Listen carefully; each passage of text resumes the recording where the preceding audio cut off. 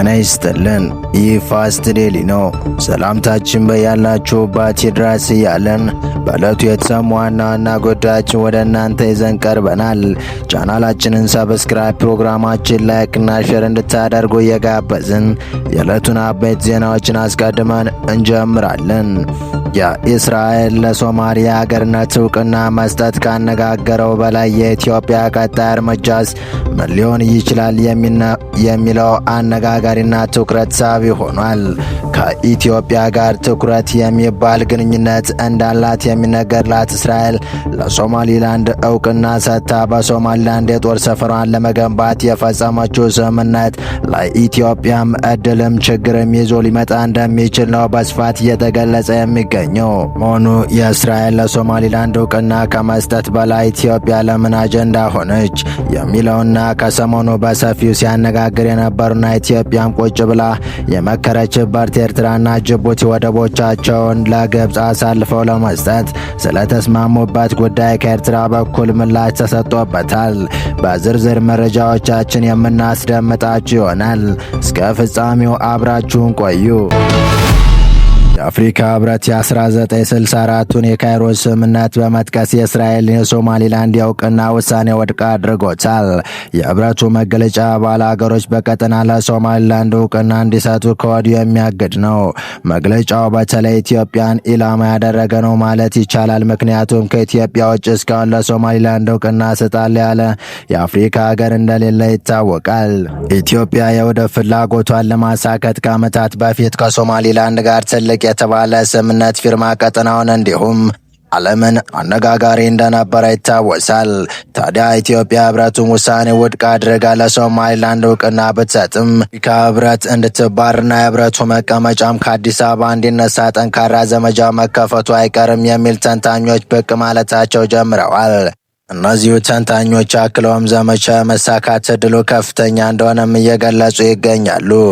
ኢትዮጵያ በቱርክ አሸማጋይነት ለጊዜውም ቢሆን ከመፈጸም የተቆጠበችው የኢትዮ ሶማሊላንድ ስምምነት የእስራኤል ለሶማሊላንድ የሀገርነት እውቅና ከመስጠት ጋር ተያይዞ ኢትዮጵያ ዳግም ወደ ስምምነቱ ልትመለስ ትችላለች የሚል ስጋት በአፍሪካ ህብረት በኩል ተፈጥሯል እየተባለ ይገኛል። ተንታኞች እንደሚሉት ለዚህም ነው የአፍሪካ ህብረት ሳይውል ሳያድር የእስራኤልን እውቅና እንደሚያወግዝ የገለጸው እያሉ ናቸው። የአፍሪካ ህብረት የሶማሊላንድ እውቅና ውድቅ አድርጓል። ለሶማሌ የግዛት አንድነትና ሉዓላዊነት ያለውን ጽኑ ቁርጠኝነትም አረጋግጧል።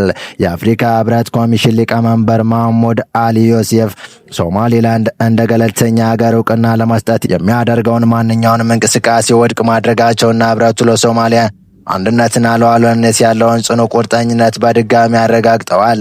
ከሶማሊላንድ ጋር በተያያዘ የቅርብ ጊዜ ክስተቶች ላይ በሰጡት መግለጫ ዮሱፍ እንደተናገሩት የአፍሪካ ህብረት በውህደቱ ስምምነት ኮንስቲቲቭ አክት መርሆዎች ላይ የተመሰረተውን ረጅም ጊዜ ያስቆጠረና ወጥ የሆነ አቋሙን በማያሻማ ሁኔታ በድጋሚ ያረጋግጣል ብለዋል።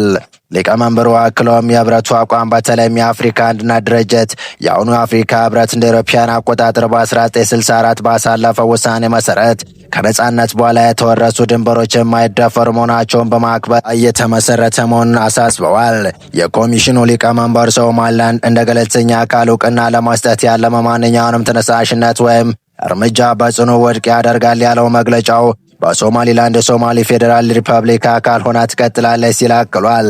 ሊቀመንበሩ የሶማሊያ አንድነት ሉዓላዊነትና የግዛት አንድነት ለማዳከም የሚያደርግ ማንኛውም ሙከራ ከአፍሪካ ህብረት መሠረታዊ መርሆዎች ጋር ይቃረናል ሲሉ አስጠንቅቀዋል።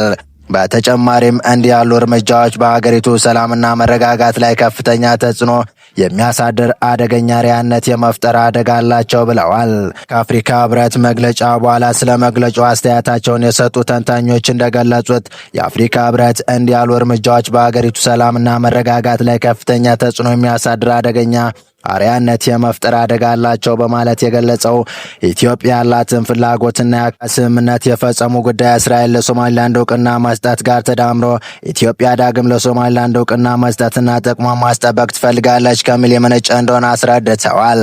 አያይዘውም ኢትዮጵያ ወደ ቀይ ባህር ተጠቃሚነቷ የመመለስ ፍላጎቷ እየጨመረ የሚገኝ መሆኑን የገለጹት ሲሆን ከሰሞኑ ኤርትራና ጅቡቲ ወደቦቻቸውን ለግብፅ አሳልፈው ሰጥቷል መባል ኢትዮጵያ ሌሎች አማራጮች ባንክሮት እንድትታይ አስገድዶታል ሲሉም አብራርተዋል።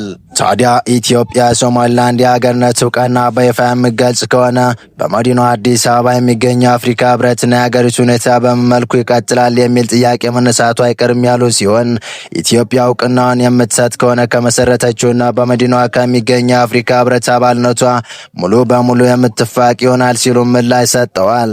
አክለውም የአፍሪካ ህብረት መቀመጫ ከአዲስ አበባ ተነስቶ የአፍሪካ ህብረት አባል ወደ ሆነች ሀገር ሊዘዋወር ይችላል ብለዋል። ይህን የማስፈጸሙ ጉዳይም ኢትዮጵያ ነገር በእግር የምትከታተለውና ከሶማሌ ጋር አጋርነት የፈጠረችውና የእስራኤልን ውሳኔ ያወገዘችው ግብፅ ውሳኔ እንዲፈጸም በመሪነት ልትንቀሳቀስ ትችላለች ሲሉ አስረድተዋል። በቀጣይ መረጃ ኤርትራ ለግብፅ ሰጥታለች በሚለው ሰሞንኛው አነጋጋሪ ጉዳይ ምላሽ ሰጠች።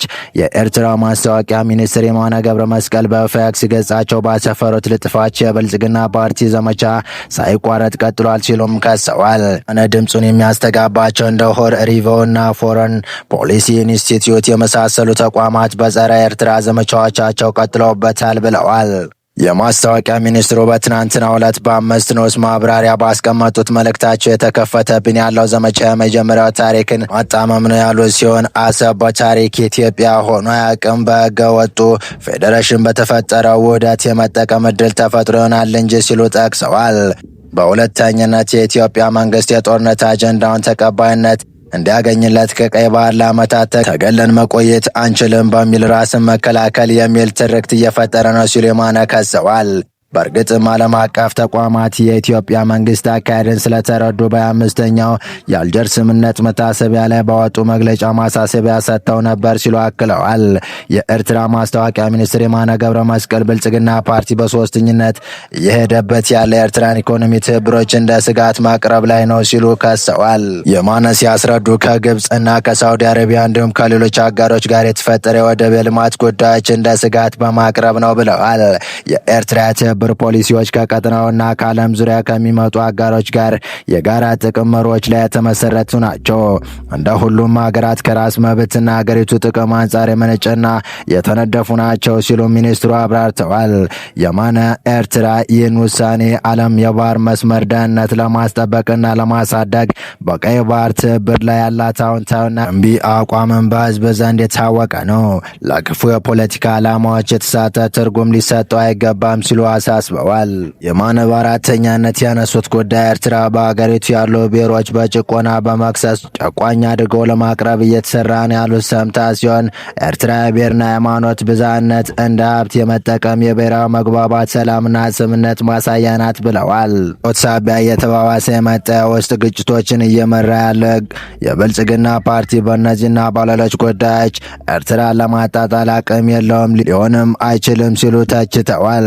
የማስታወቂያ ሚኒስትሩ በንዑስ ክፍሉን ባሰፈሩት መልእክታቸው በ5 ነጥቦቻቸው ላይ በኢትዮጵያ ለተፈጠሩ ቀውሶች ኤርትራ ተጠያቂ እንደማትሆን በመጥቀስ በግድ የለሽነት የተነሳው የባህር በር አጀንዳ ሊታረም ይገባል ሲሉም አሳስበዋል። በሌላ በኩል ከሰሞኑ በአዲስ አበባ መግለጫ ያሰጠ የቀይ ባህር አፋር ድርጅት ለአፍሪካ ሰብአዊና ህዝባዊ ጉዳዮች ኮሚሽን ያቀረበውና በኢሳያስ አስተዳደር የአፋር ህዝብ ላይ ተፈጽሟል ያለው የሰብአዊ መብት ጥሰቶች ክስ በኮሚሽኑ ተቀባይነት አግኝቶ ምርመራ የተደረገበት መሆኑን መግለጹ ይታወሳል። ከሁለት አስርት ዓመታት በላይ ኤርትራ መንግስት ከፍተኛ ማህበራዊና ህልውና አደጋ ደቅኖብኛል በማለት በተለይም ባለፉት 10 ዓመታት በትጥቅ ውጊያ ላይ መሆኑን የሚገልጸው የቀይ ባህር አፋር ዲሞክራሲያዊ ድርጅት ፈጽሞብኛል ያሏቸውን የመብት ጥሰቶች ለተለያዩ ሀገራዊና ዓለም አቀፋዊ ሰብአዊ መብት ድርጅቶች ሲያመለክት መቆየቱን ያስረዳል።